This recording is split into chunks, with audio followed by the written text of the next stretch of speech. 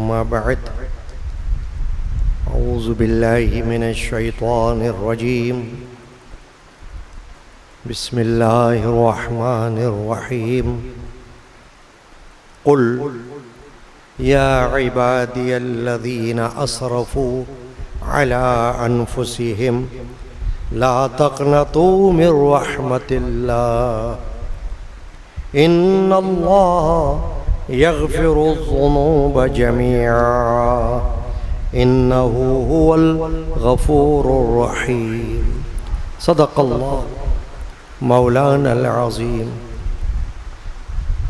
ببركة إن الله وملائكته يصلون على النبي يا أيها الذين آمنوا صلوا عليه وسلموا تسليما وعلى آله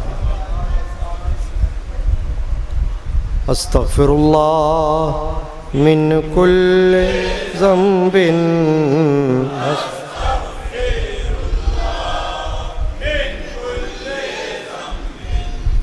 أستغفر الله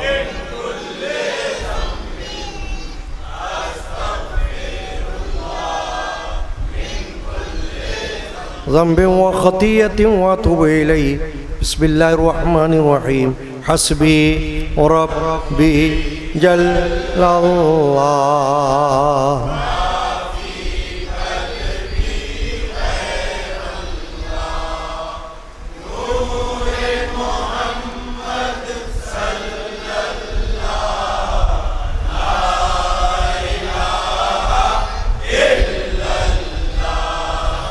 حسبي ربي جل الله ما في قلبي غير الله نور محمد صلى الله لا إله إلا الله عرض غلام فقیر ہے اب رحمت اللہ علیہ داخل رحمت ہوں ہم سب ذکر قبول ہو یہ یا رب لا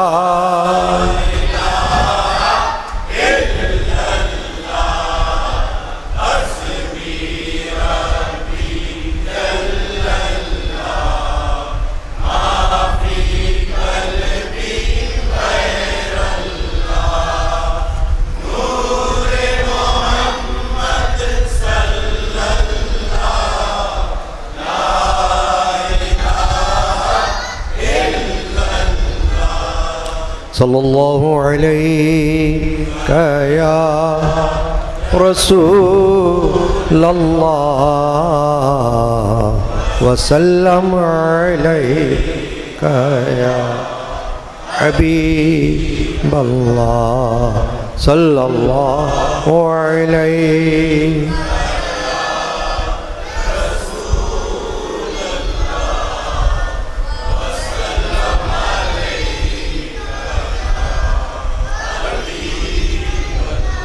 بلا رہی ہے خدا کی رحمت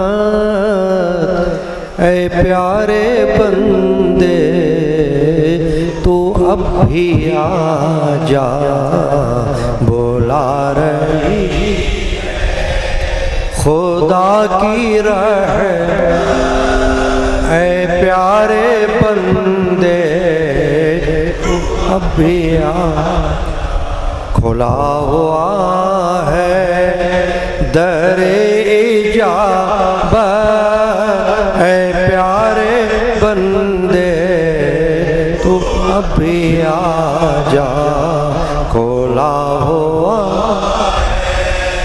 در اجابت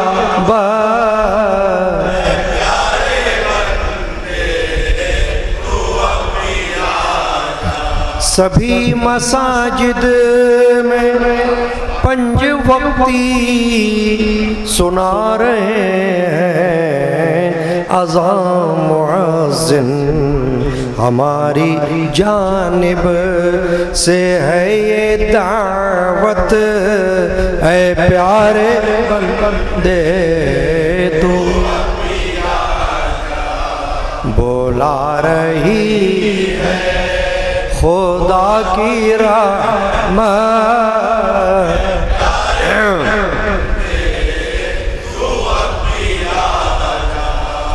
کھولا ہوا ہے در اجابت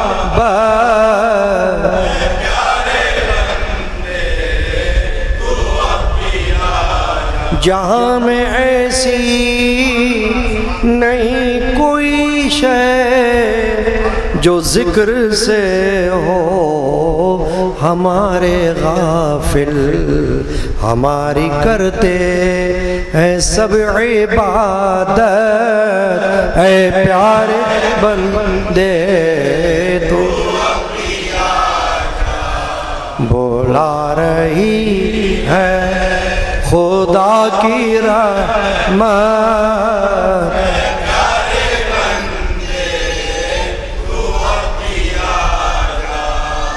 کھولا ہوا ہے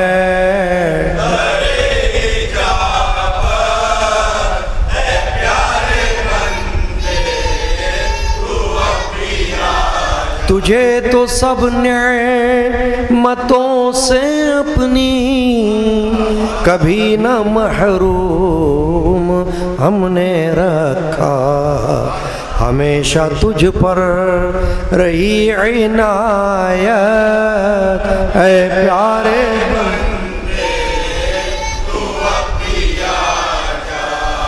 بلا رہی خدا کی رحمت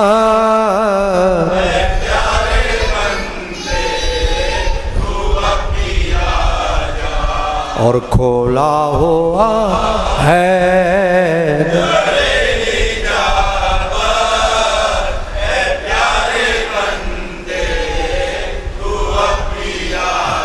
سنبھالا کئی آفتوں سے ہم نے خبر نہیں جن کی تجھ کو اصلاح کیے ہمیشہ تیری حفاظت اے پیارے بندے تو اب بھی آ جا بولا رہی سبحان اللہ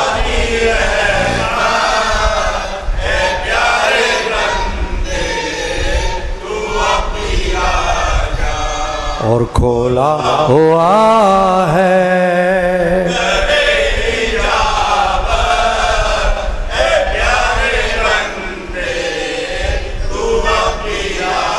او عیب تیرے جو جگ پہ ظاہر تو کر دیں تجھ کو وہ پارا پارا پاہم ہے ستار کرتے شفقت اے پیارے بندے تو اب بھی آ جا بولا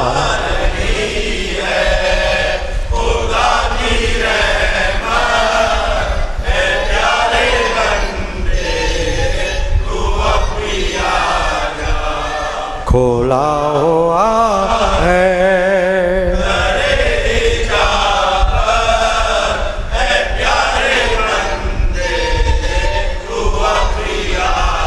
ہمیں یہ معلوم ہے کہ حد سے گزر چکے ہیں گناہ تیرے مگر ہے کچھ وقت دیتے مہلت اے پیارے بندے اب بھی آ جا گناہ رہی ہے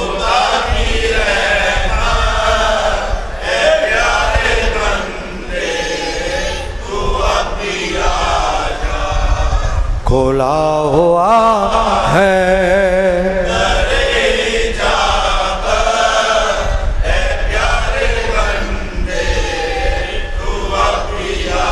کئی دفعہ توبہ کر کے توڑا ناکام کرنا تھا کر کے چھوڑا درگزر ہم کیے نہایت، اے پیار بندے تو اب بھی آ جا بولا رہی ہے۔ سبحان اللہ۔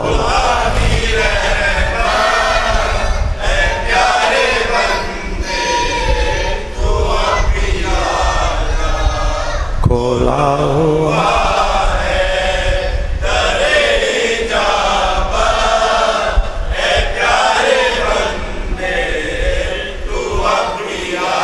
تو دور دور ہم سے بھاگتا ہے، وہ ہم کے ہیں تیرے ساتھ ہر دم، بلا رہے ہیں تجھے با الفت، اے پیارے بندے تو بلا رہی ہے۔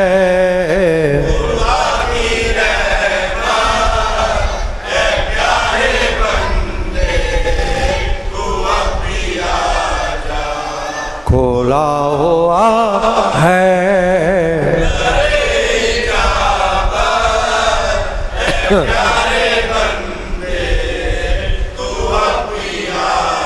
جناب حق سے غنی ہمیشہ، رحمت اللہ تعالی علیہ، جناب حق سے غنی ہمیشہ، صدائے دلکش یہ آ رہی ہے تیرے عصیاں سے بیش رحمت، اے پیارے بندے تو کھلا رہی ہے۔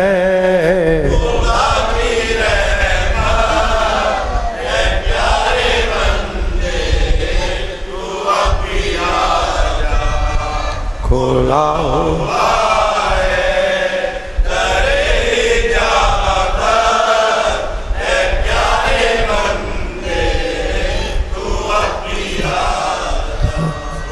سبحان اللہ وبحمدہ، سبحان اللہ العظیم۔ حاضرین کرام، قدیمی مجالس یادگار شہادت حسینی کا یہ سلسلہ روزانہ الحمدللہ جاری ہے، اور آج کی شب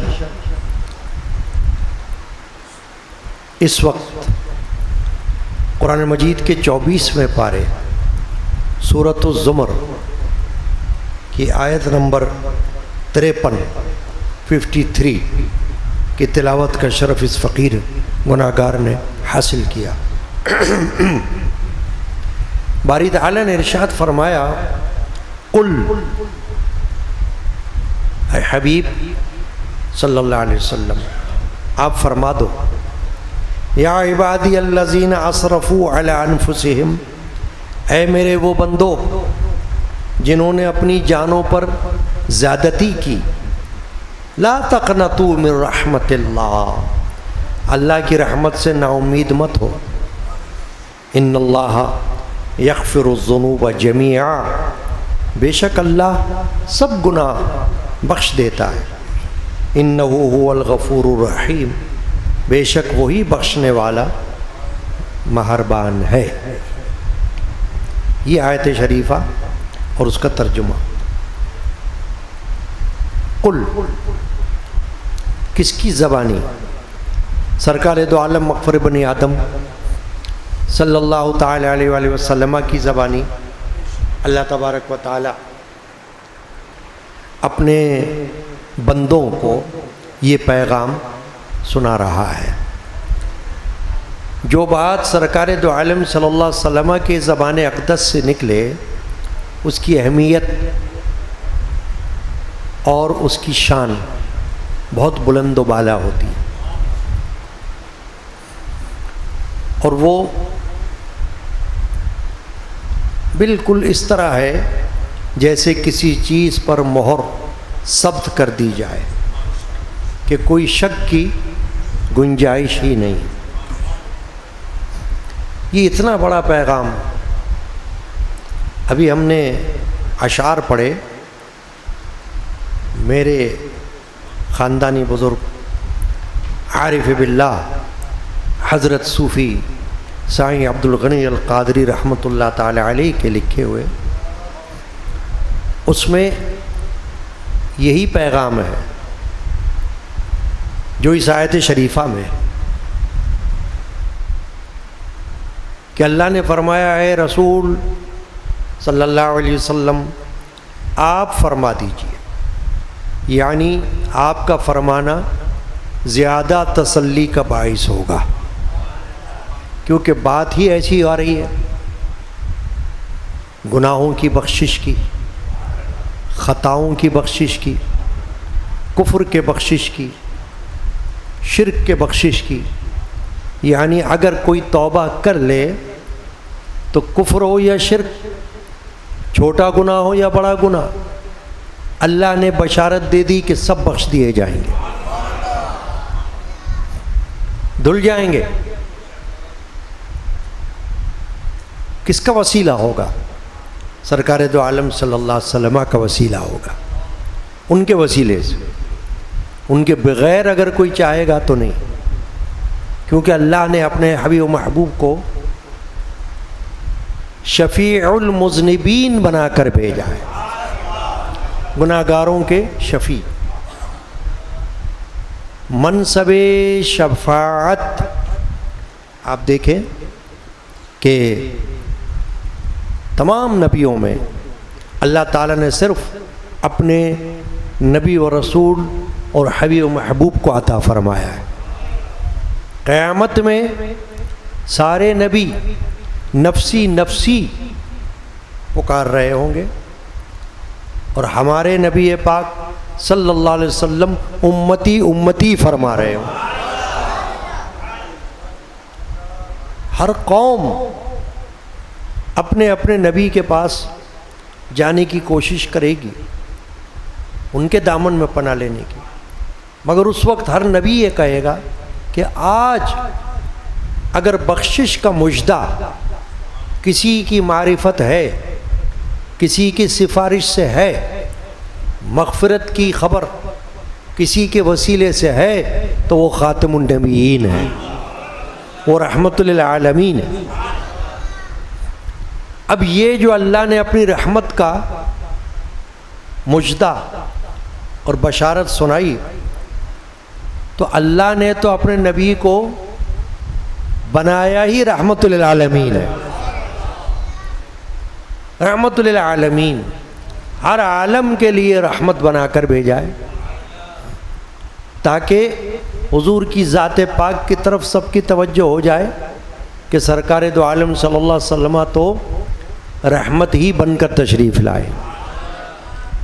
قرآن میں فرمایا وما ارسلناک الا رحمت للعالمین، نہیں بھیجا ہم نے آپ کو مگر تمام عالم کے لیے رحمت بنا کر بھیجا۔ تو آپ کی رحمت کفار پر بھی ہوئی ہے، اس طرح ہوئی ہے کہ جب تک آپ ان کے درمیان موجود رہے ہیں اللہ تعالیٰ نے ان پر سے عذاب کو ٹال دیا۔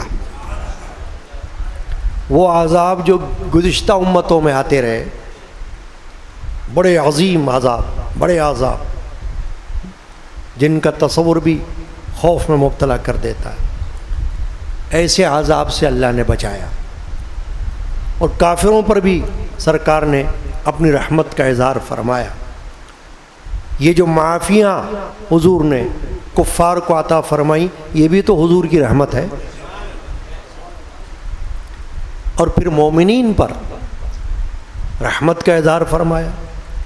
قرآن میں اللہ نے فرمایا بالمؤمنین رؤوف الرحیم، ایمان والوں کے ساتھ آپ مہربان بھی ہیں اور رحیم بھی ہیں، رحم کرنے والے۔ تو رحم جو ہے وہ رحمت ہی سے ہے۔ تو اللہ تعالیٰ نے تو حضور کو سراپا رحمت للعالمین بنا کر بھیجا ہے۔ ہمیں تو اس بات پر بے حد اور بے شمار اللہ کا شکر ادا کرنا چاہیے کہ اس نے ہمیں ایسے نبی اور ایسے رسول کی امت میں پیدا فرمایا کہ جس کو ہر عالم کے لیے رحمت بنا کر بھیجا ہے۔ اب انہی کی زبانی اللہ فرما رہے ہیں، کیونکہ قل کا لفظ قرآن میں جہاں آتا ہے اس سے مراد یہ ہوتی ہے کہ آپ فرماؤ، آپ کہہ دو، آپ اپنی زبان اقدس سے یہ پیغام اللہ کا پہنچا دو۔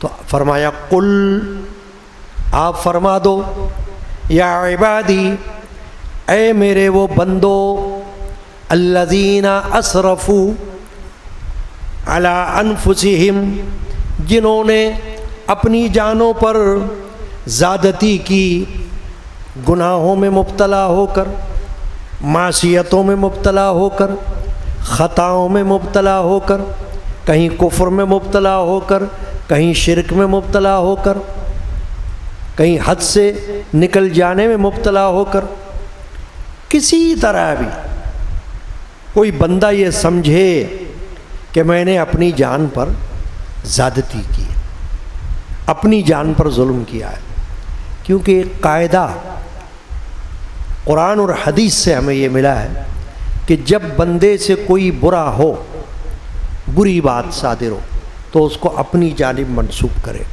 کہ یہ میرے ہی کرتوت سے ہے، یہ میری ہی وجہ سے، یعنی اس میں میرا ہی قصور ہے، اس میں میری ہی خطا ہے، میری وجہ سے ہی مجھے یہ دن دیکھنا پڑا ہے۔ دیکھیں خلیفہ اول حضرت سیدنا ابو بکر صدیق رضی اللہ تعالی عنہ، حدیث پاک ہے، بخاری شریف کی حدیث، نبی اکرم علیہ الصلوۃ والسلام سے پوچھا، یا رسول اللہ صلی اللہ علیہ وسلم، میں نماز میں کیا دعا مانگا کروں؟ نماز میں کیا دعا مانگا کروں؟ کیونکہ ایک وقت نماز میں کون سا آتا ہے؟ دعا کا۔ کب آتا ہے؟ التحیات میں۔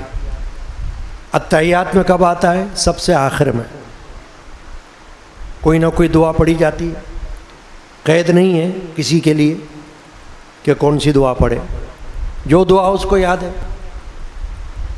لمبی دعا ہو، اگر اکیلے نماز پڑھ رہا ہے تو لمبی پڑھ لے، چھوٹی دعا ہو تو چھوٹی پڑھ لے، کیونکہ انفرادی نماز میں پابندی ہے ہی نہیں، آپ کتنی ہی طویل نماز پڑھو، کتنا ہی طویل سجدہ کرو، کتنا ہی طویل قیام کرو، آپ پر کوئی پابندی نہیں۔ جماعت میں امام پر پابندی ہوتی ہے کہ وہ مریضوں کا خیال کرے، کمزوروں کا خیال کرے، بوڑھوں کا خیال کرے، جلدی جانے والوں کا خیال کرے، یعنی ہر ایک کا لحاظ رکھے، اور طویل قرأت نہ کرے، طویل تسبیحات نہ پڑھے، طویل دعا نہ مانگے، تاکہ نماز ختم ہو جائے۔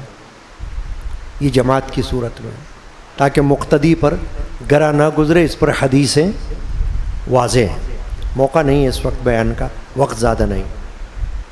صدیق اکبر رضی اللہ تعالیٰ نے جو دعا پوچھی کہ میں کیا پڑھا کروں، تو رسول اللہ صلی اللہ علیہ وسلم نے ان سے فرمایا یہ پڑھو، اللہم انی ظلمت نفسی ظلما کثیرا ولا یغفر الذنوب الا انت فاغفر لی عندک وارحمنی انک انت الغفور الرحیم۔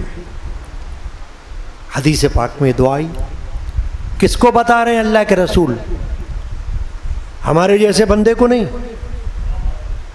جو رات دن لت پت رہتے ہیں گناہوں میں، خطاؤں میں، غفلتوں میں، کوتاہیوں میں، اگڑم چگڑم میں، ہمارے جیسے کو نہیں، اس کو بتا رہے ہیں جو امام المتقین ہے، ابو بکر صدیق رضی اللہ تعالی عنہ، پرہیزگاروں کے پیشوا۔ مگر تواضع اور عاجزی یہ اسلام کی اہم تعلیمات ہے۔ چاہے کوئی کتنا ہی بڑا بزرگ ہو.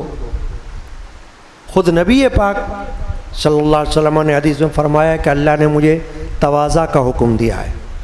تواضع یعنی عاجزی، ہمبلنس.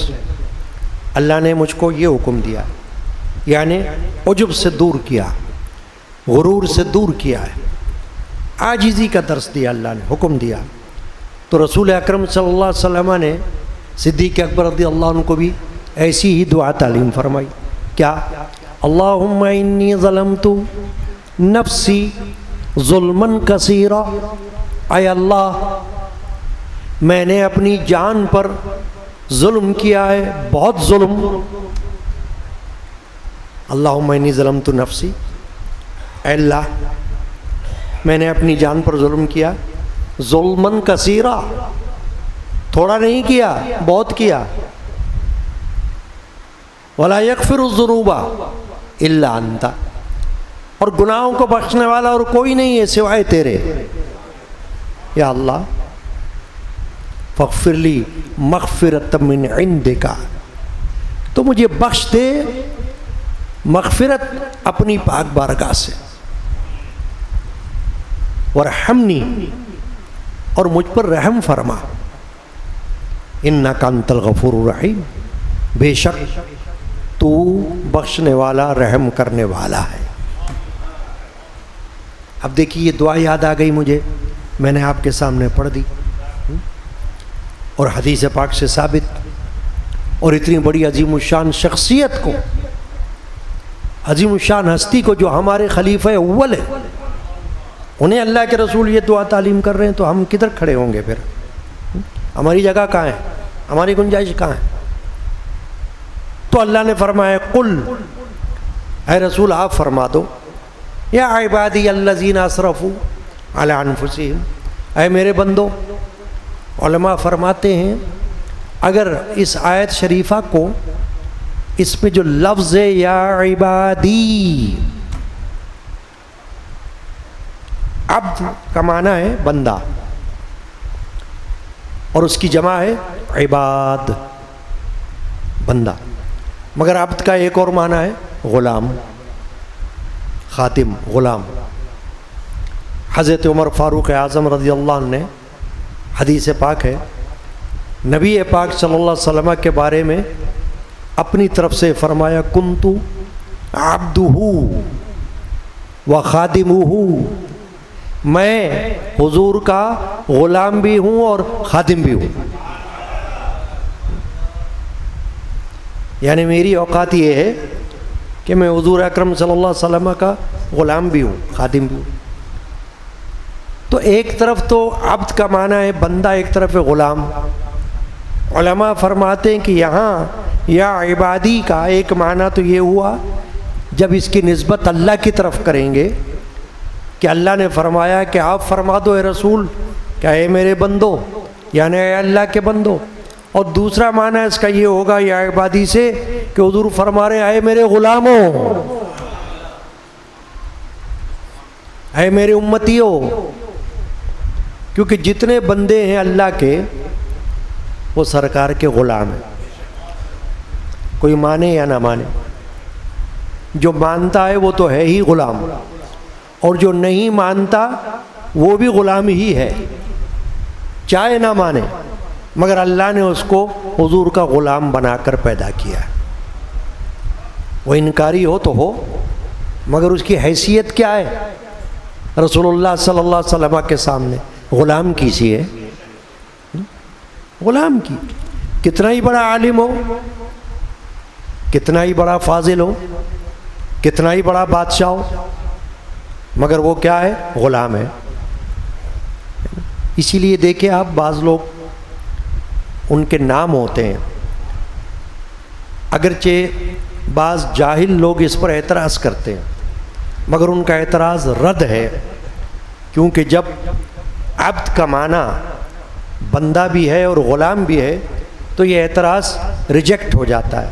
کس طرح کہ کسی کا نام ہوتا ہے عبد الرسول، کسی کا نام ہوتا ہے عبد النبی، کسی کا نام ہوتا ہے عبد المصطفیٰ. یہ نام ہوتے ہیں مسلمانوں میں. عبد المصطفیٰ، عبد النبی، عبد الرسول. علماء کے بھی نام ہوئے ہیں ایسے بڑے بڑے، صوفیہ میں بھی ایسے نام ہوئے ہیں. تو بعض لوگ کہتے ہیں یہ نام کیوں رکھا؟ عبد الرسول، رسول کا بندہ، بندہ تو اللہ کا ہوتا ہے. تو ان کو یہ سوچنا چاہیے کہ عبد النبی، عبد المصطفیٰ، عبد الرسول، اس کا معنی یہ ہے کہ رسول کا غلام، مصطفیٰ کا غلام، نبی کا غلام. تو کیا اس میں کسی کو شک ہے؟ کیا کوئی اپنے آپ کو نبی کی غلامی سے باہر سمجھتا ہے، خارج سمجھتا ہے؟ اگر سمجھتا ہے تو پھر اس کی قسمت، پھر اس کا نصیب. خارج سمجھتا ہے تو خارج ہو جائے. کہاں تک خارج ہوگا؟ اگر یہاں اپنے آپ کو خارج سمجھے گا تو میدان محشر میں اس کو ضرورت پیش آئے گی غلامی کی، کیونکہ وہاں اس کے لیے کوئی جائے پناہ نہیں ہوگی، ٹھکانہ نہیں ہوگا، کہیں اس کو آسرا نہیں ملے گا. چنانچہ علماء نے فرمایا کہ یا عبادی میں ایک طرف اللہ کے بندے اور ایک طرف رسول کے غلام. ان کو اللہ نے یہ فرمایا الذین اسرفوا علی انفسہم، جنہوں نے اپنی جانوں پر زیادتی کی. کفر میں تھے تو یہ زیادتی تھی جان پر، شرک میں تھے تو یہ زیادتی تھی جان پر، گناہوں میں پڑے رہے یہ بھی زیادتی ہے جان پر، خطاؤں میں پڑے رہے یہ بھی زیادتی ہے جان پر، غفلت میں پڑے رہے، صرف کھانے پینے کو ہی اپنا مطمع نظر سمجھا، یعنی دنیا میں پیدائش کو یہ سمجھا کہ کھانے پینے کے لیے آئے ہم. تو جیسے لوگ کہتے ہیں نا بعض لوگ، بھائی زندگی تو ایک ہی بار ملتی ہے، خوب کھاؤ خوب پیو.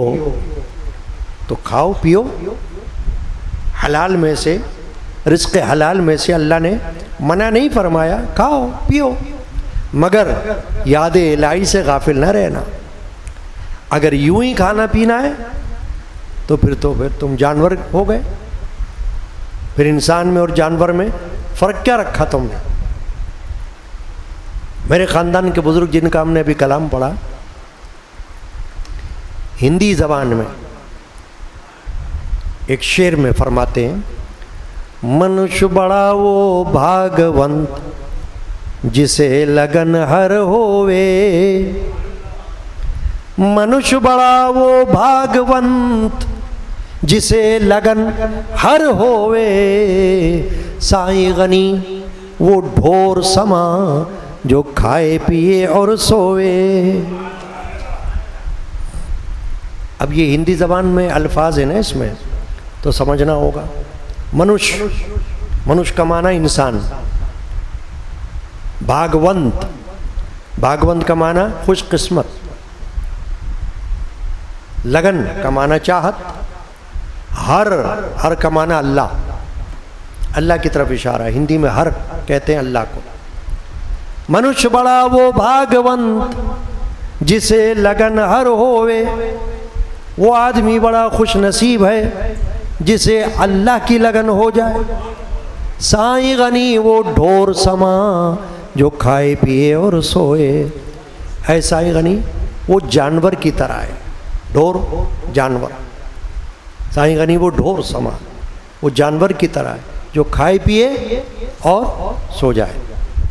یعنی اس کا کام صرف یہی ہے، اس نے اپنا نقطہ نظر یہی سمجھا ہے، اپنا مقصد حیات صرف یہی سمجھا ہے، کھاؤ پیو سو، پھر اٹھو پھر کھاؤ پھر پیو پھر سو،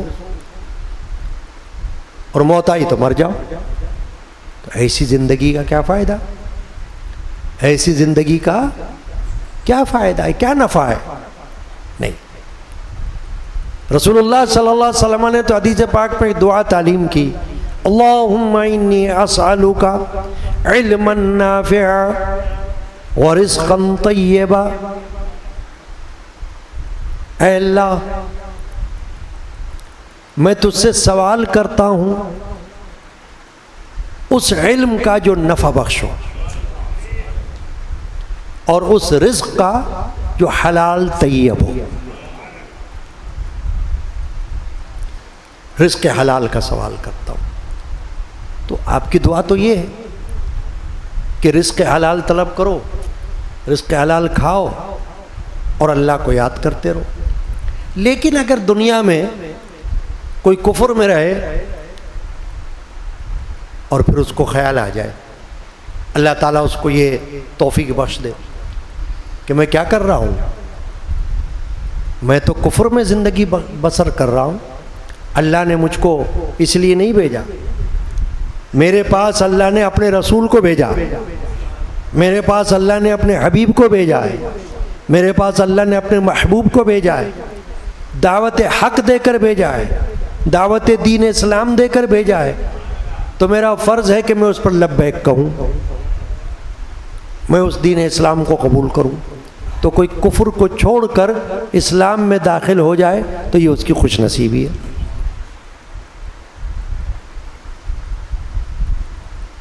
100 سالہ کافر اگر مسلمان ہو جائے تو سارے گناہ اس کے 100 سال کے ایک پل میں دھل جائیں گے۔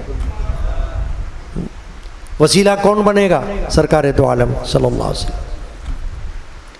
میرے جد امجد حضرت مولانا شاہ محمد غلام رسول القادری رحمۃ اللہ تعالی علیہ کی نعت شریفہ ہے، اس میں ایک شعر ہے، سب گناہ دھل جائیں گے امت کے اے کوتاہ نظر، سب گناہ دھل جائیں گے امت کے اے کوتاہ نظر، تو نے دیکھا ہی نہیں دریا رسول اللہ کا، تو نے دیکھا ہی نہیں دریا رسول اللہ کا۔ ہاں کیا فرمایا؟ سب گناہ دھل جائیں گے امت کے اے کوتاہ نظر، اے کم نظر، تو نے دیکھا ہی نہیں دریا رسول اللہ کا۔ اللہ اس دریا کو بائے چلا جا رہا ہے، روکتا نہیں، قیامت تک یہ دریا بہتا رہے گا، قیامت تک یہ سمندر بہتا رہے گا۔ اس سمندر میں جو گناہگار آ کر غوطہ لگا لے گا وہ گناہوں سے پاک ہو جائے گا، گناہ دھل جائیں گے، وہ پاک ہو جائے گا، دو دھلا کر نکل جائے گا۔ تو اللہ نے فرمایا کہ آپ فرما دو اے میرے بندو جنہوں نے اپنی جانوں پر زیادتی کی اور گناہوں میں مبتلا ہوئے، معصیت میں مبتلا ہوئے، ٹھیک ہے ہو گئے، مگر اللہ تعالیٰ نے توبہ کا دروازہ کھلا رکھا ہوا ہے قیامت تک۔ یہ بہت بڑی خوش نصیبی ہے ہماری، بہت بڑی خوش نصیبی ہے۔ ایک دن کے لیے نہیں کھولا، 2 دن کے لیے نہیں کھولا، قیامت تک کھلا ہوا ہے۔ شرط یہ ہے کہ جو توبہ کرے تو غرغرے سے پہلے کرے۔ حدیث پاک میں غرغرہ کیا ہے؟ جب دم گلے میں آ جائے کہ اب بس ذرا سی لمحے کی بات ہے کہ ذرا سی سانس آئے اور ختم، اس وقت کی توبہ قبول نہیں ہے۔ اس سے پہلے تندرستی میں، ہوش میں، حواس میں، جاگتے ہوئے، بیداری میں اللہ کی بارگاہ میں توبہ کر لو، نادم ہو جاؤ۔ میرے والد ماجد رحمۃ اللہ علیہ کا ایک کلام ہے، دیکھو مجھے اس طرح باتیں بھی یاد آتی رہتی نا، بزرگوں کی، مشائخ کی، انہوں نے ہمارے لیے اتنا تعلیم کا خزانہ چھوڑا ہوا ہے، روحانی سرمایہ۔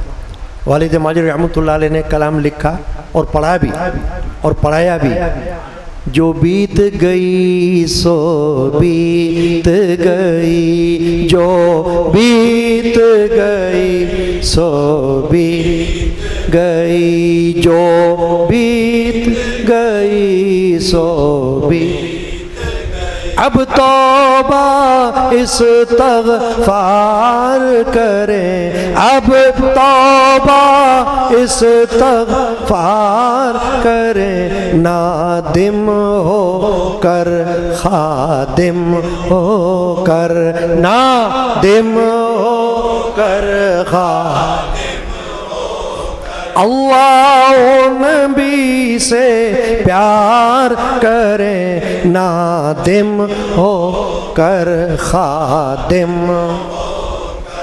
اللہ نبی سے پیار۔ دیکھا آپ نے، میں جو بیت گئی سو بیت گئی، اب اس کو کیا پکڑ کے بیٹھوں، بڑھو آگے اللہ کی طرف۔ توبہ کا دروازہ کھلا ہے، کھٹکھٹاؤ، دستک دو، توبہ کر لو اور یقین کے ساتھ توبہ کرو۔ بعض لوگوں کے دل میں وسوسہ پیدا ہوتا ہے اور سوال بھی کرتے ہیں کہ ہم توبہ کرتے ہیں، استغفار کرتے ہیں، قبول ہو جائے گی؟ ارے قبول ہو جائے گی کا مجدہ تو قرآن سنا رہا ہے، قبول ہو جائے گی بشارت تو خود قرآن دے رہا ہے، اللہ کے رسول دے رہے ہیں، تو تمہیں اب بھی شک ہے؟ تم اپنا کام کیے جاؤ، اللہ اپنا کام کرتا ہے۔ تمہارا کام ہے بارگاہ الہی میں ناک رگڑنا، پیشانی کو جھکانا، دعا کے لیے ہاتھ اٹھانا، توبہ استغفار توبہ اللہ کرنا، اور اللہ کا کام ہے بخش دینا۔ رسول اللہ کے صدقے میں، نبی اللہ کے صدقے میں، رحمت للعالمین کے صدقے میں، وہ اللہ کا کام ہے، اللہ اپنا کام کرے گا۔ ایک صحابی گزرے ہیں حضرت وحشی بن حرب، بڑی اچھی بات ہے سننے والی حدیث پاک۔ ایک زمانے میں وہ حالت شرک میں تھے، حالت کفر میں، اور غزوہ احد میں ان سے ایک بہت بڑا گناہ ہوا تھا، بہت بڑا گناہ، گناہ کبیرہ۔ کون سا گناہ ہوا تھا؟ انہوں نے غزوہ احد میں جہاد کے دوران، جنگ کے دوران رسول اللہ صلی اللہ علیہ وسلم کے چچا سید الشہداء حضرت حمزہ کو قتل کیا تھا۔ وحشی بن حرب ان کا نام ہے۔ تو حالت کفر میں تھے، وہ شرک میں تھے، کر دیا، اتنا بڑا گناہ کیا کہ رسول اللہ صلی اللہ علیہ وسلم کو بہت صدمہ ہوا، بہت صدمہ ہوا، اور آپ بار بار فرماتے تھے کہ مجھے اپنے چچا کی یاد آتی ہے، جس طرح سے ان کو شہید کیا گیا، پھر جس طریقے سے ان کا مسلح کیا گیا، مسلح یعنی کلیجہ چبایا گیا نکال کر، عورت نے ایک، بعد میں وہ بھی مسلمان ہو گئی تھی، بعد میں وحشی بھی مسلمان ہو گئے تھے۔ مسلمان ہونے کے بعد رسول اللہ صلی اللہ علیہ وسلم سے جب معافی مانگی تو اللہ کے رسول نے کہا کہ معافی ہے، معاف کر دیا میں نے تمہیں، مگر یہ فرمایا حضور نے کہ کوشش کرنا کہ زیادہ میرے سامنے نہ آیا کرنا،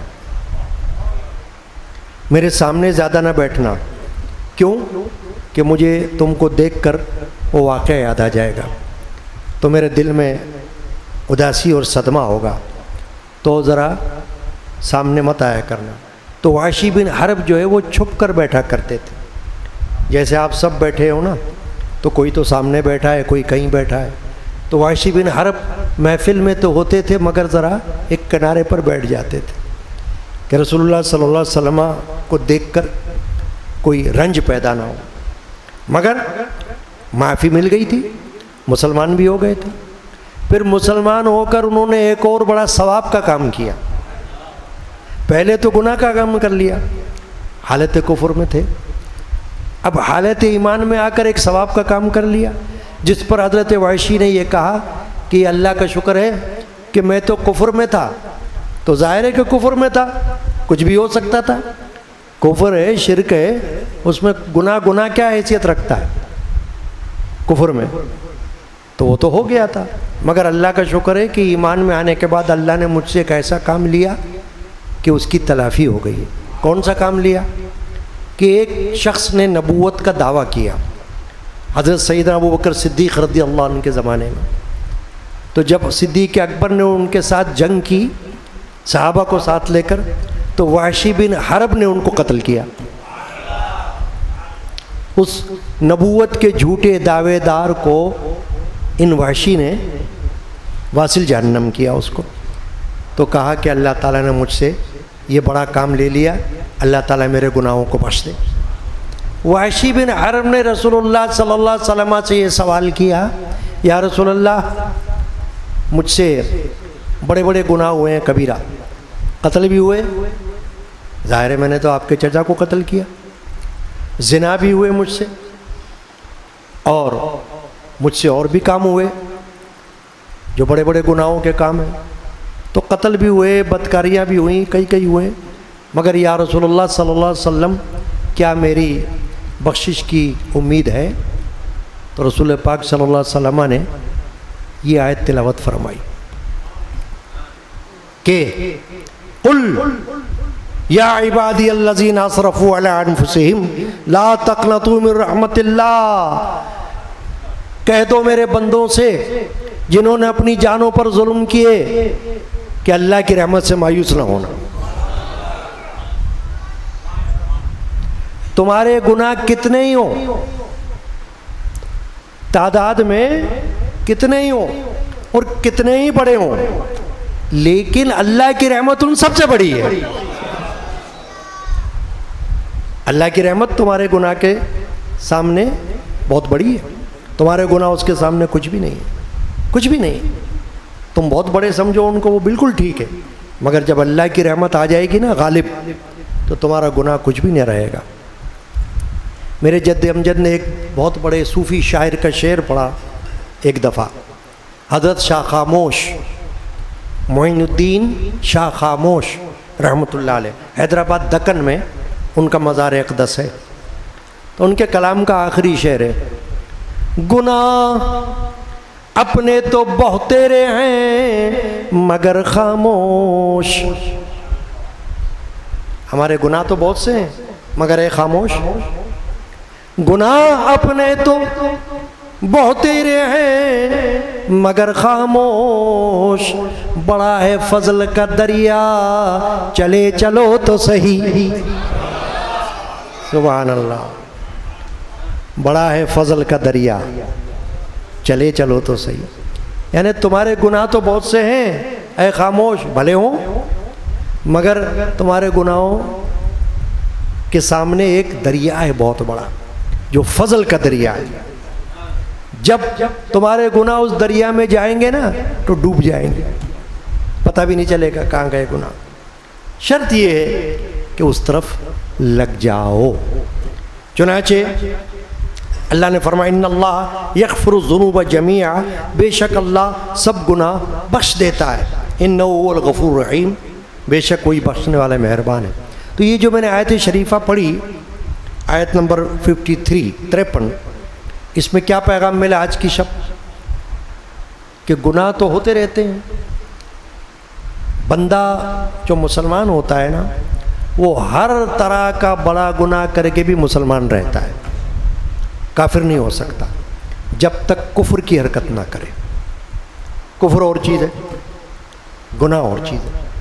اسی لیے حدیث پاک میں کہ ایک بہت بڑا گناہ گار بھی ہو اور وہ مر جائے تو کیسا ہی گناہ گار ہو، حضور فرماتے اس کی نماز جنازہ ضرور پڑھو تاکہ اللہ تعالیٰ اس کی مغفرت فرمائے، اس کی بخشش فرما دے. یہاں تک کہ خودکشی جو حرام موت ہے اور اس کو پسند نہیں کیا گیا، لیکن اگر کوئی سوئسائڈ کرتا ہے تو اسلام میں اس کی نماز جنازہ ہے، پڑھو تاکہ اللہ تعالیٰ شان رحیمی سے اس کی مغفرت فرما دے.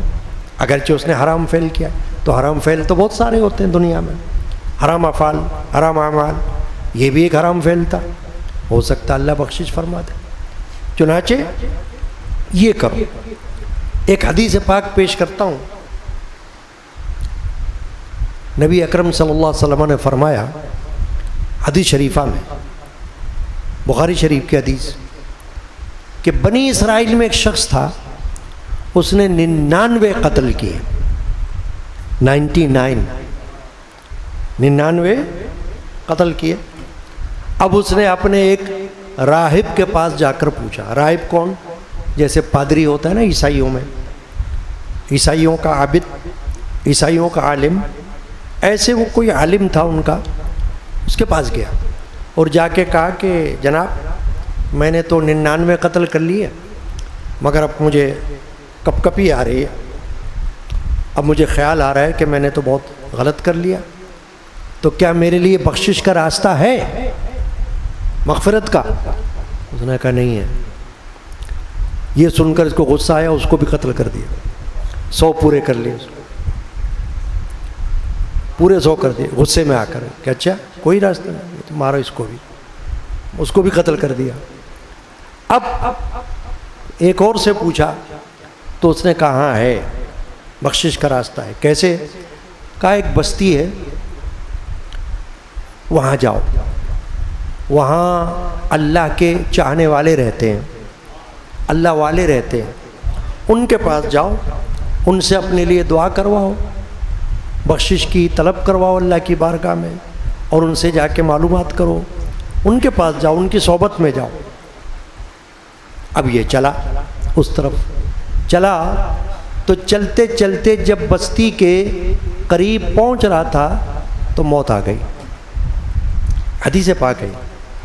جب موت آئی تو اللہ تبارک و تعالیٰ کی طرف سے حکم ہوا زمین کو کہ وہ زمین جہاں سے یہ چلا تھا تو اس سے دور ہو جا، اے وہ زمین جہاں یہ جا رہا تھا اللہ والوں کی طرف، تو اس سے نزدیک ہو جا۔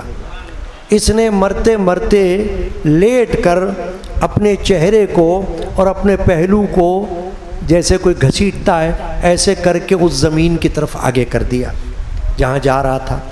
اب فرشتے آئے، عذاب کے بھی آ گئے اور رحمت کے بھی آ گئے۔ عذاب کے فرشتے اسی لیے آئے کہ جو کچھ اس نے قتل کیے، گناہ کیے، اس کا مزہ اس کو چکھائیں، ذرا عذاب دیں اس کو۔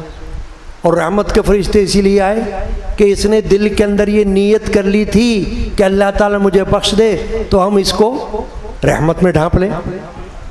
تو اللہ کی طرف سے حکم ہوا ہے کہ رحمت کے فرشتوں تم اس کو اپنے پروں سے ڈھانپ لو۔ کیوں؟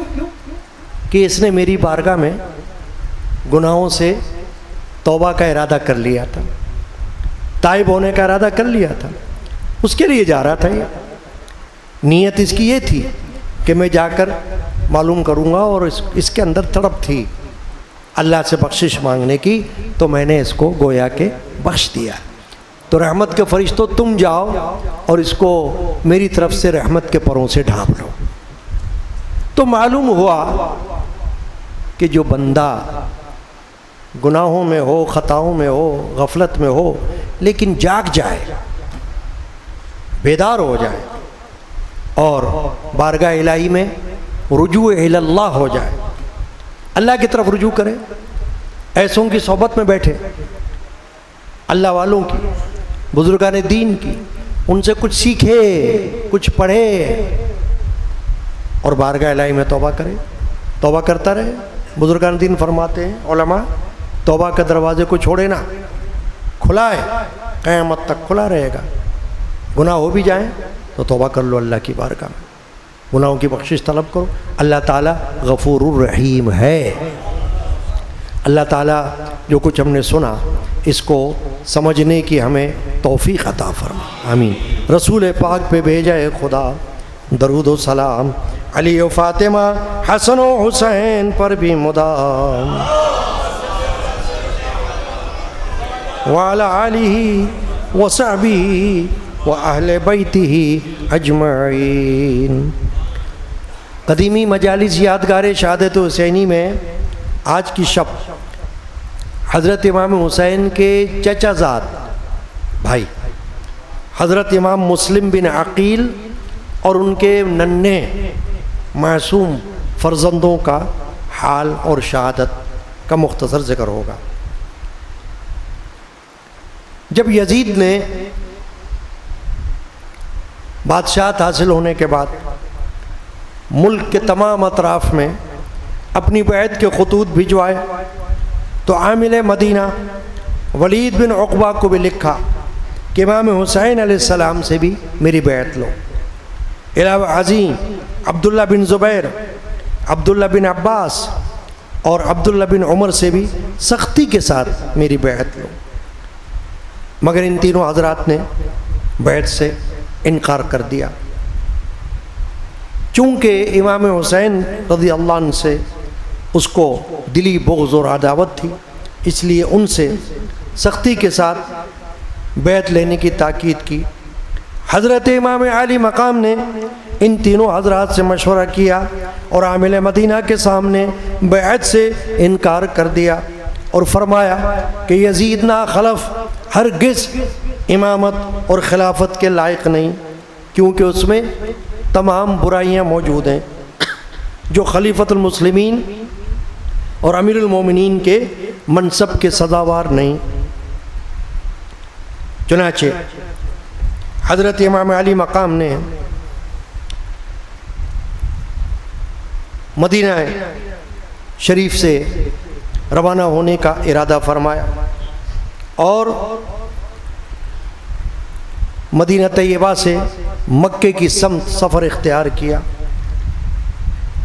نبی کریم علیہ الصلوۃ والسلام کے روضہ اقدس پر پہلے حاضر ہوئے جانے سے پہلے اور بیان حال کرنے لگے، اے نانا کے روزے میرا گھر ہوتا ہے ویراں، اے قبر حسین آج کی شب ہے تیرا مہماں، کل روح میرے نانا کی ہوے گی پریشان، کل ہوے گا اے قبر میرے قتل کا ساما، اے قبر میں دکھ پاؤں گا پردیس میں جا کر، تو شک ہو تو نانا سے لپٹ جاؤں میں آ کر، اے قبر میں کیسا تیرے صاحب کا ہوں پیارا، سجدے میں مجھے پشت سے اپنی نہ اتارا، اب زانوے جلاد ہے اور سینہ ہمارا، سنیو کہ مجاور تیرا پیاسا گیا ہمارا، تیری ہی ملاقات کی یہ رات ہے باقی،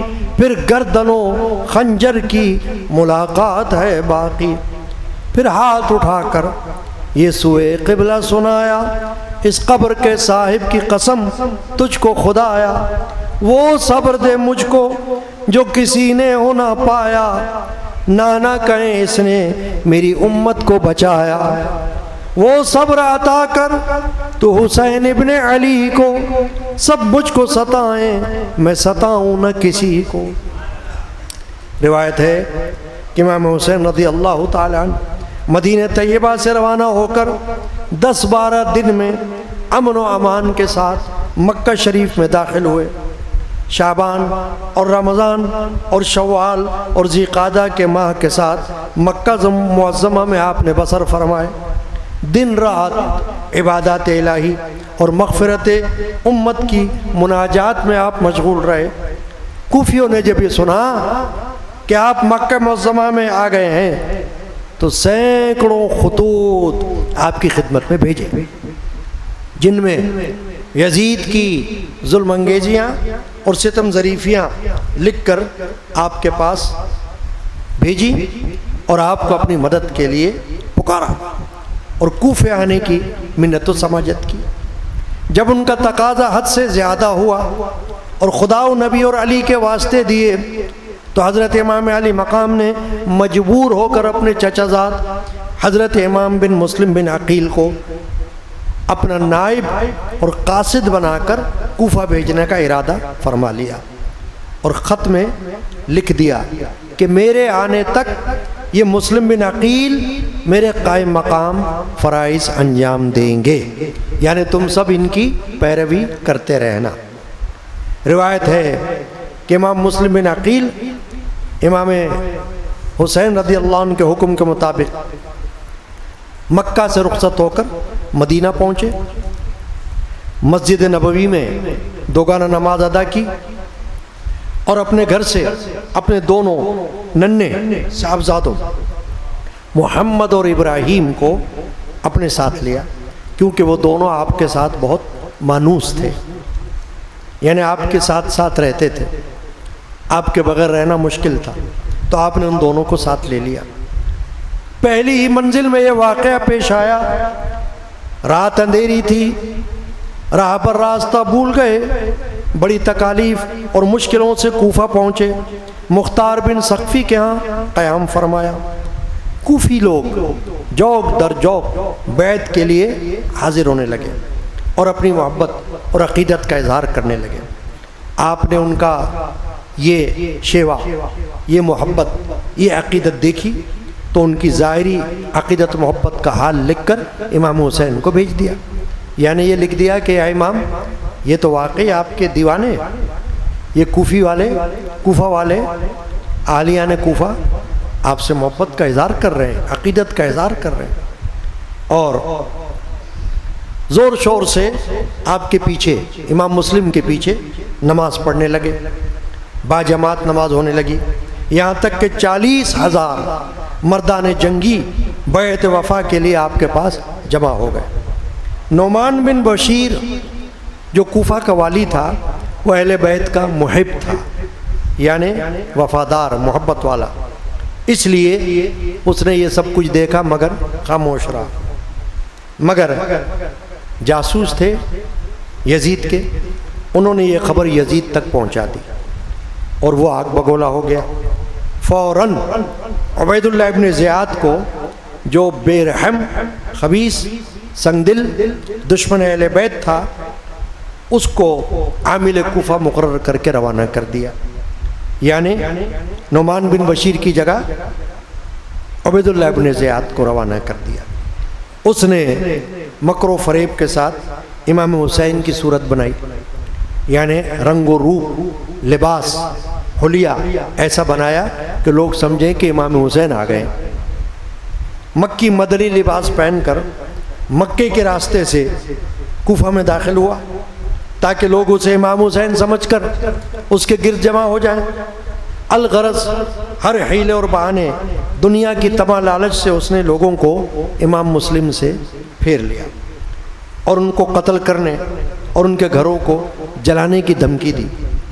اس افراتفری میں امام مسلم ہانی بن عروہ جو صحابی رسول تھے، ان کے گھر مہمان ہوئے۔ انہوں نے بڑی خاطر مدارت کی، لیکن وہاں سے بھی آپ کو ابن زیاد کے سپاہیوں نے نکلوا دیا، اور ہانی بن عروہ صحابی رسول کو ابن زیاد نے بلوا کر 1000 کوڑے لگوائے اور بہت ظلم و جفا کے ساتھ ان کو شہید کر دیا۔ روایت ہے کہ امام مسلم اپنے دونوں ننھے شہزادوں کو قاضی بن شریح کے پاس بھجوا کر خود جام شہادت پینے کے لیے آمادہ ہو گئے۔ اسی دوران توعا نامی ایک ضعیفہ بڑھیا تھی، اس کے گھر آپ کا قیام ہوا، جو بہت خاطر مدارات سے پیش آئی، مگر اس کا بیٹا تھا، اس نے ابن زیاد کو لالچ میں، انعام کے لالچ میں اطلاع کر دی۔ 10,000 درہم کے لالچ میں آ کر اپنا ایمان اس نے برباد کیا، یعنی اس نے یہ خبر دے دی کہ امام مسلم ہمارے گھر میں چھپے ہوئے ہیں۔ آپ اس بے کسی اور بے بسی، غریب الوطنی اور مظلومیت کی حالت میں راہ اللہ ان بدبختوں کا بڑی جرأت اور شجاعت سے مقابلہ کرتے ہوئے شدید زخمی ہو کر، گرفتار ہو کر ابن زیاد کے پاس لائے گئے۔ روایت ہے کہ آپ نے ضروری وصیتوں کے بعد بوقت شہادت دارالعمارت کے اوپر سیڑھیوں پر ہر ایک زینے پر کمال عشق و محبت میں درود شریف کا ورد کیا، اور جب اوپر پہنچے تو قرآن شریف کی آیت شریفہ پڑھی، ربنا افتح بیننا و بین قومنا بالحق وانت خیر الفاتحین۔ پھر مکہ کی طرف چہرہ کر کے امام عالی مقام کی بارگاہ میں استغاثہ اور سلام رخصتی ادا کیا، اور پھر دعائے مغفرت کی۔ جب بکر بن عمران قتل کے لیے بڑھا تو اس کا ہاتھ خشک ہو گیا۔ جب دوسرا قاتل آگے بڑھا تو دیکھا کہ جناب رسول خدا صلی اللہ علیہ وسلم مسلم بن عقیل کے ساتھ کھڑے ہوئے ہیں۔ یہ دیکھ کر اس کا کلیجہ پھٹ گیا اور وہ مر گیا۔ پھر ایک سنگ دل شامی نے حضرت امام مسلم بن عقیل کو شہید کر دیا۔ ان للہ و انا الیہ راجعون۔ رسول پاک پہ بھیجائے خدا درود و سلام، علی و فاطمہ حسن و حسین پر بھی مدام۔ اللہم صلی علی سیدنا محمد وعلی آلہ وصحبہ اجمعین۔ فرزندان مسلم بن عقیل کا ذکر اور ان کی شہادت۔ روایت ہے کہ مسلم بن عقیل کے دونوں صاحبزادے محمد اور ابراہیم، جو اپنے وطن سے دور اپنے والد کی المناک شہادت کی خبر سن کر مضطرب اور بے چین ہو گئے تھے، اپنی یتیمی، بے کسی، بے بسی، غریب الوطنی کے حال زار پر آنسو بہاتے ہوئے واہ بتا واہ مسلمہ کا پرسوز نعرہ لگا رہے تھے۔ 68 برس کی عمر، پردیس کی ناواقفیت میں حیران و پریشان، ابن زیاد کی بے رحمی، سنگ دلی اور ظلم و ستم کا شکار بنے ہوئے تھے۔ ابن زیاد نے جب یہ اعلان کیا کہ جو کوئی مسلم بن عقیل کے صاحبزادوں کو جو بچے ہیں محمد اور ابراہیم، ان کو گرفتار کر کے یہاں لائے گا اسے انعام دیا جائے گا، اور جو اپنے پاس ان کو چھپائے گا اسے قتل کر دیا جائے گا۔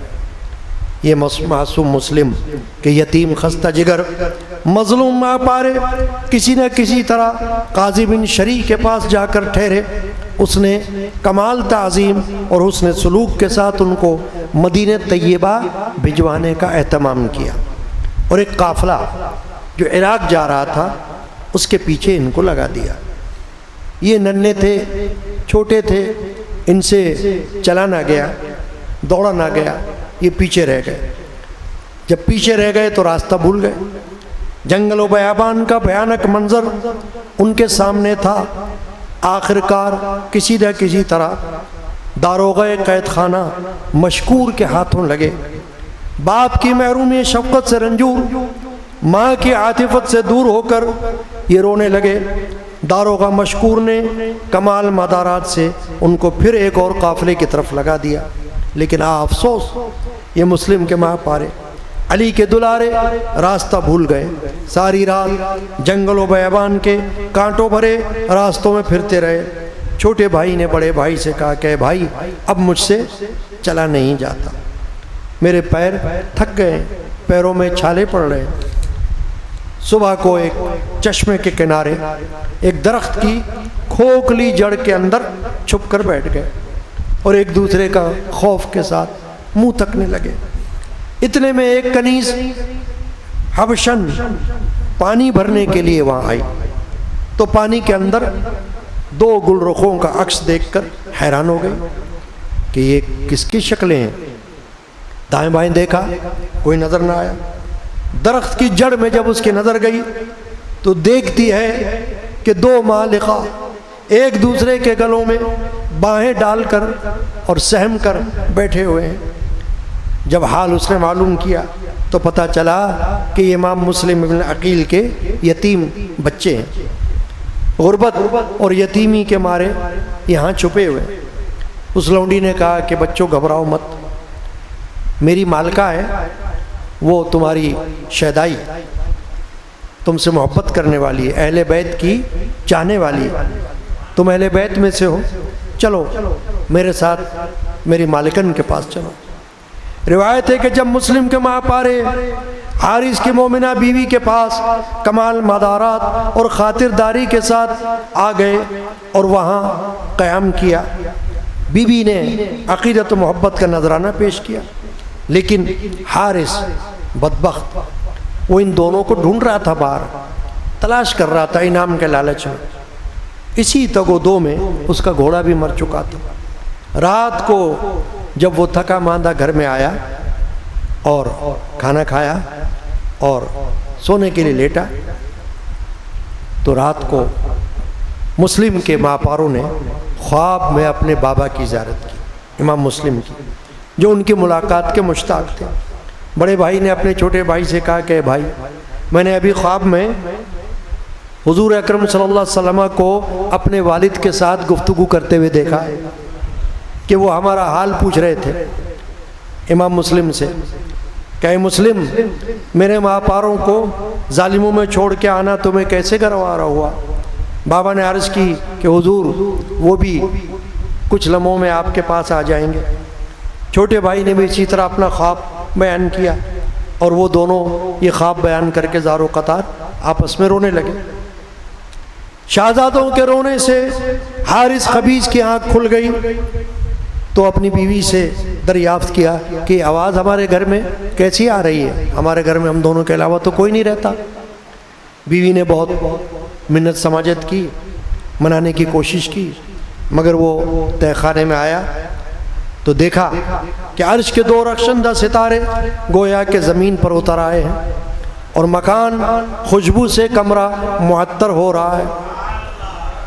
شہزادے اس ظالم و سفاک کی شکل دیکھ کر کانپ گئے، خواب کی تعبیر کے منتظر ہونے لگے، لیکن انہوں نے یہ سوچا کہ یہ جو خاتون تھی یہ تو ہمارے ساتھ بہت محبت سے پیش آئی، ہماری بڑی چاہنے والی تھی، تو یہ اس کا شوہر ہوگا، یہ بھی ہمارا ہی چاہنے والا ہوگا۔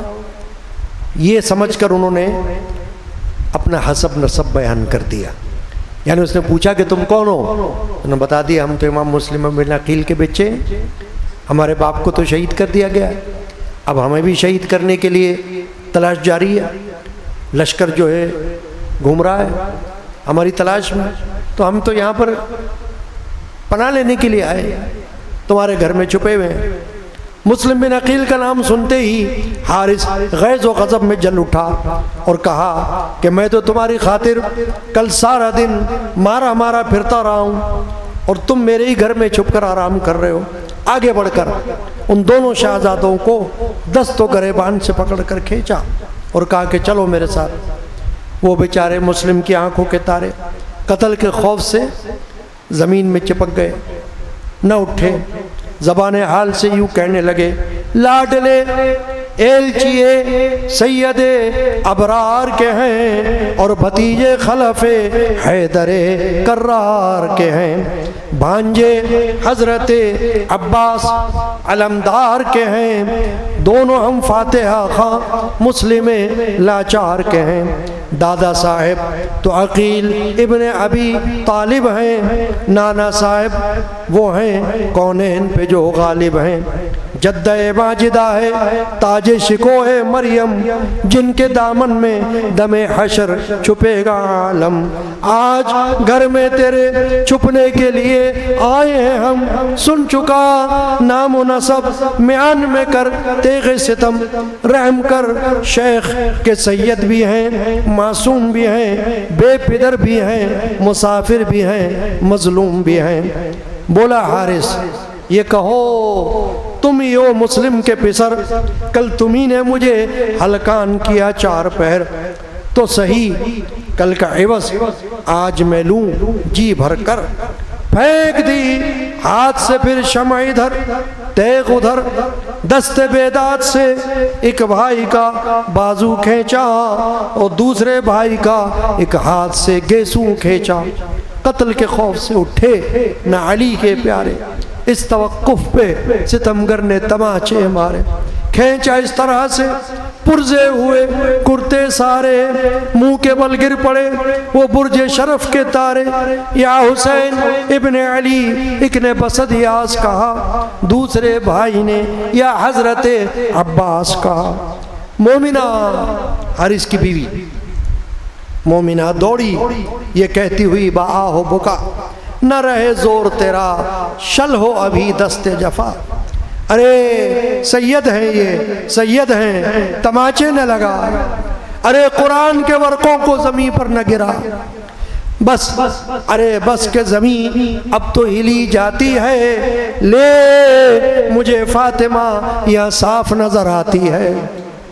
الغرض حارث کے ظالمانہ رویے کے خلاف اس کی بیوی نے غم و غصے کا اظہار کیا، اس نے اپنی بیوی کو بھی زخمی کیا اور شہزادوں کو جبرن اپنے پھندے میں لیا۔ یہ حال دیکھ کر بڑے شہزادے نے کہا اچھا اے حارث چند کلمات خیر سن لے، لیکن اس نے ایک نہ سنی اور فرات کے کنارے ان کو لے آیا اور کہا کہ اپنے اپنے سروں کو جھکاؤ اور قتل کے لیے تیار ہو جاؤ۔ ان دونوں شمس و ماہ کو لایا فرات پر، تلوار کھینچ بولا کہ نہراؤ اپنے سر۔ یہ بولے ہم یتیم ہیں، مسلم کے ہیں پسر، مت مار ابن زیاد کے، لے چل ہمیں تو گھر، گر وہ کہے تو قتل ہمیں کیجیے وہیں۔ حارث نے یہ جواب دیا کہ نہیں نہیں، تم کو جو آج ماروں گا پاؤں گا مال و زر۔ یہ بولے مال چاہے تو پہنچا دے ہم کو گھر، ہے مال کی تما تجھے اے مرد بے خبر، 100 درہم کمر میں ہے سو لے لے کھول کر۔ گر اور بھی تما ہے ستمگار کوفے میں، زلفیں منڈا کے بیچ دے بازار کوفے میں، کوئی وہاں ہمارا خریدار ہوئے گا، ہم جان سے بچیں گے تو زردار ہوئے گا۔ حق سے ڈرو کہ غم میں پدر کے سقیم ہیں، اے ظالمو ستالو کہ ہم تو یتیم ہیں۔ اماں ہماری ہم کو یہاں آنے نہ دیتی تھی، کہتی تھی کوفے جانے کی میری نہیں خوشی، اور جاؤ گے تو دودھ نہ میں تم کو بخشوں گی، ہم دونوں بھائی آئے یہاں اپنی ہی خوشی۔ لے چل تو گھر کو، ماں سے تجھے زر دلائیں گے، اور دودھ اپنی ماں سے بھی ہم بخشوائیں گے۔ حارث نہ مانا، آیا وہیں تیغ کھینچ کر، بولا بدن سے کرتے رکھو تم اتار کر، اور روبرو جھکاؤ تم دونوں اپنے سر۔ یہ بولے پڑھ لے حق کا دوگانہ کہے اگر، وہ بولا اب دوگانہ بھی پڑھنے نہ دوں گا میں، اس وقت ہی تم دونوں کے سر کاٹ لوں گا میں۔ وہ بولے ہے نماز میں دل نور ہمارا، دل ہوگا یاد حق سے نہیں دور ہمارا، سجدے میں نکل جائے یہ جان آج ہماری، ہو جائے گی اس طرح سے معراج ہماری۔ کہہ کر یہ بولا پہلے بڑا کاٹ میرا سر، چھوٹا یہ کہتے تھا کہ ہے بھائی بزرگ در، رونے کو مجھ کو چھوڑ نہ بھائی کی لاش پر، ان کو نہ مار قتل مجھے کر تو بے خطر، بھائی بڑا بجائے پدر کے ہمارا ہے، پھر ان کی لاش دیکھنا کس کو گوارا ہے، پہلے مجھی کو مار تو اللہ کی قسم، اب ایسی زندگی سے تو بیزار ہی ہیں ہم۔ بابا کا تو علم ہے اور بھائی کا ہوگا غم، ایک دل ہے چھوٹا کیوں کر اٹھائے گا دو ستم، لیتے پہلے سر کو تو میرے اتار لے، بھائی بڑے کو چھوڑ دے اور مجھ کو مار لے۔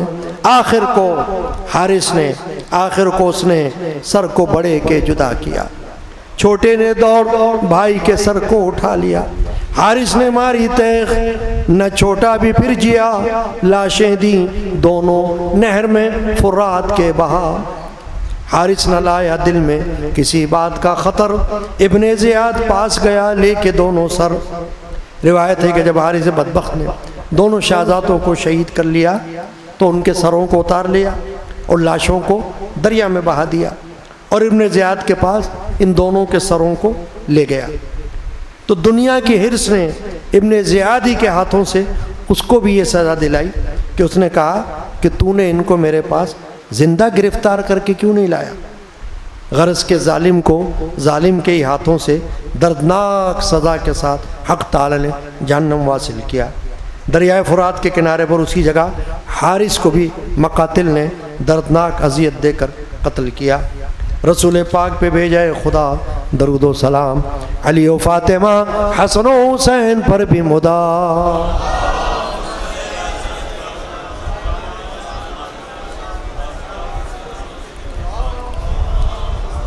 یہ مختصر تذکرہ اور شہادت کا بیان ہوا حضرت امام مسلم بن عقیل اور ان کے دو ننھے معصوم فرزندوں محمد اور ابراہیم کا۔ والد ماجد رحمۃ اللہ تعالی علیہ کے لکھا ہوا سلام کے دو اشعار پڑھتے ہیں۔ یہ کہتے ہیں سب بصد ادب اے امام مسلم سلام امام مسلم سلام لیجے، امام مسلم سلام لیجے، بچشم گریاں مدام اب اے امام مسلم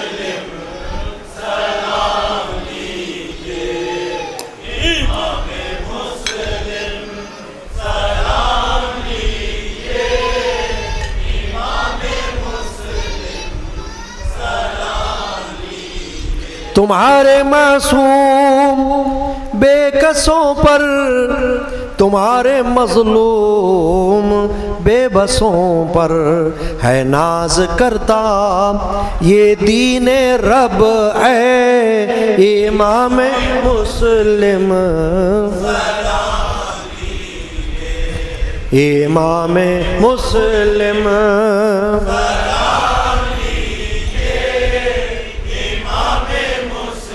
آمین۔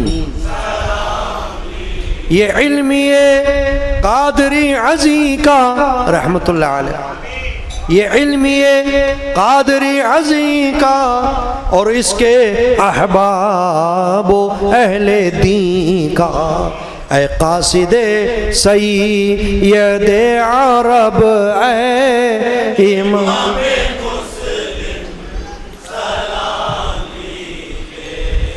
امام مسلم،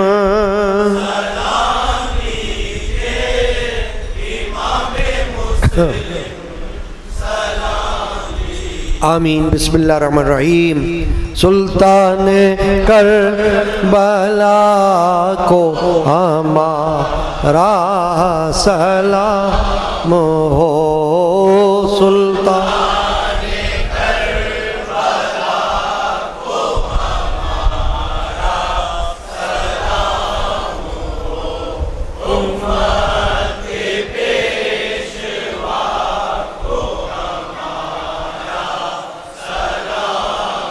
رحمت خدا کی شاہ شہیداں کی روح پر، ملت کے مقتدا کو ہمارا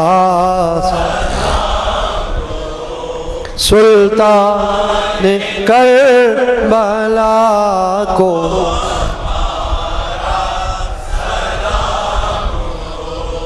امت کے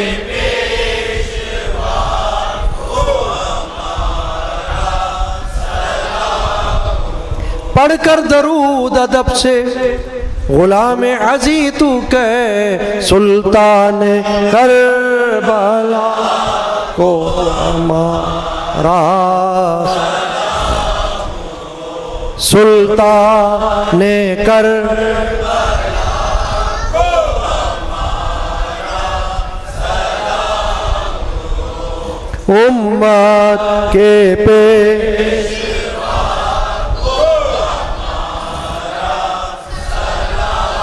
بسم اللہ الرحمن الرحیم۔ یا حسین ابن علی آپ کے سر کا صدقہ،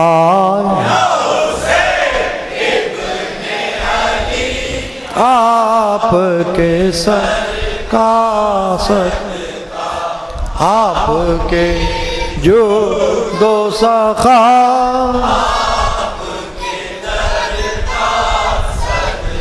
آپ کے بذل و عطا، آپ کے گھر کا صدقہ، آپ کی عشق و محبت کی نظر کا صدقہ،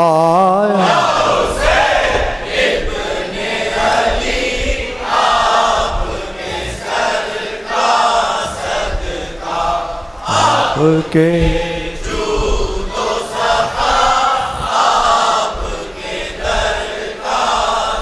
اللہم یا رب العالمین۔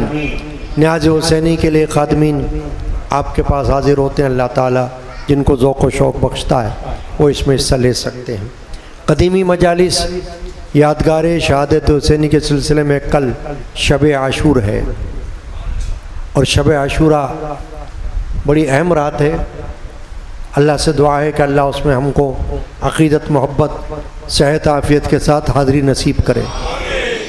شب عاشورہ کا کچھ تذکرہ کل کی رات ہوگا، اور پھر اس کے بعد یوم عاشورہ کا جو بیان ہوگا، اور شہدائے کربلا کا جو ذکر ہوگا، واقعات کربلا جو بیان کیے جائیں گے وہ یوم عاشورہ میں ہوں گے، یعنی جمعرات کے دن۔ یوم عاشورہ کی محفل دن کو ہوگی، رات کو کوئی محفل نہیں ہوگی۔ دن کو صبح 11 بجے آغاز ہوگا قرآن خوانی سے، اہل بیت پاک شہدائے کربلا کی ایصال ثواب کے لیے قرآن خوانی اجتماعی ہوگی، اس کے بعد محفل کا آغاز ہو جائے گا، ظہر کی نماز تک محفل جاری رہے گی۔ یہ جمعرات کے دن کی بات کر رہا ہوں، یوم عاشورہ کی۔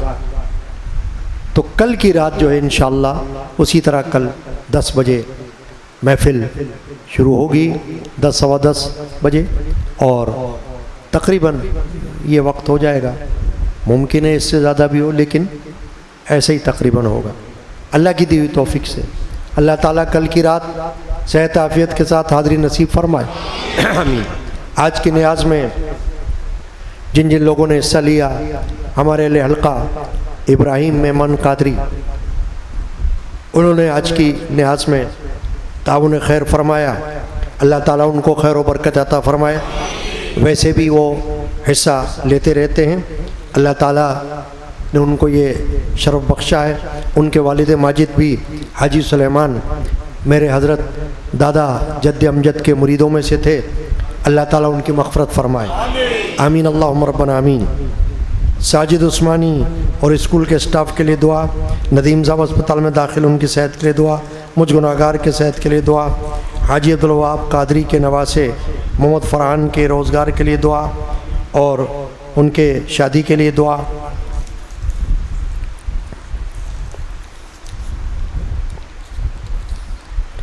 شہباز قادری کے والد والدہ کی صحت یابی کے لیے دعا، ان کے خالہ کے لیے دعا، اور ابراہیم قادری کی اہلیہ جن کا انتقال ہو چکا ہے ان کی مغفرت کے لیے دعا، اور 50,000 درود شریف، 20,000 قرآن شریف یہ جو پڑھا گیا ہے اللہ تعالیٰ اس کو قبول فرمائے اور اس کا ثواب ان کی اہلیہ اور مومنین مومنات کو پہنچائے۔ اعوذ باللہ من الشیطان الرجیم، بسم اللہ الرحمن الرحیم۔ قل هو اللہ احد اللہ الصمد لم یلد ولم یولد ولم یکن له کفوا احد۔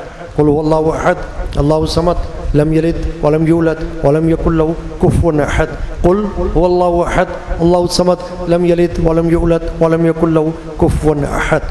بسم اللہ الرحمن الرحیم، الحمد للہ رب العالمین الرحمن الرحیم مالک یوم الدین، ایاک نعبد و ایاک نستعین، اہدنا الصراط المستقیم صراط الذین انعمت علیہم غیر المغضوب علیہم ولا الضالین آمین۔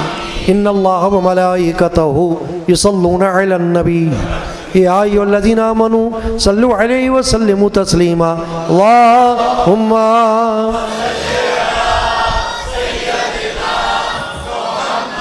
وعلى وصحابه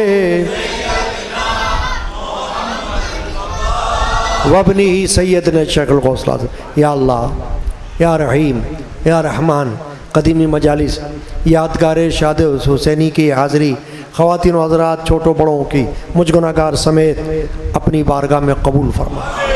اے اللہ یہ ہمارے مشائخ کا سلسلہ ہے، یہ ان کا لگایا ہوا درخت ہے، ان کی جلائی ہوئی شمع ہے جو جل رہی ہے، یا اللہ اس کو قائم رکھ، اس کو جاری رکھ، اس سلسلے کو جاری رکھ، اور اس میں آنے والوں کو اسی طرح ہر سال ان محافل میں حاضری کی توفیق عطا کر، آمین۔